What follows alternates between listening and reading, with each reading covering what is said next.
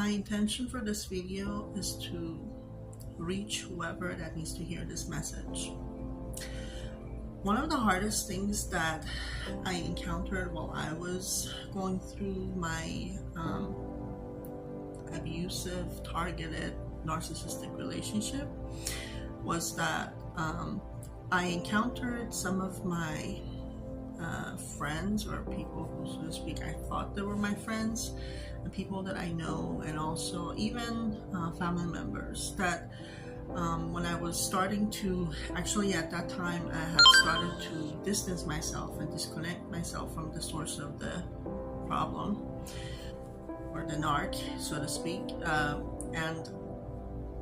but when I would talk to them, some of these people, and tell them about what was happening and what I was going through, they seemed to not really get what the situation was, and they actually were they would make me feel, as I was talking to them on the phone, that, you know, hey, why do these things happen to you? Or maybe you're the problem, or you're causing the problem, you know, or like, why? Because it had happened more than once.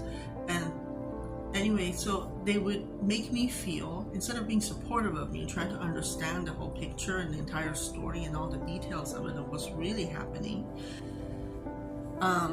they just made a surface judgment and just say, hey, you know, maybe you're the problem.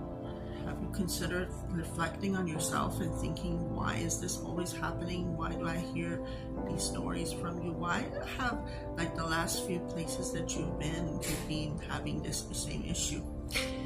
So, and it was really hurtful, because the last thing the people who are being targeted are, especially if they're working hard, they're doing the best they can, but they're being targeted because they're being a threat or something towards that narc or abusive person. The last thing we need is for somebody to make us feel guilty or more shame for the situation that we were going through.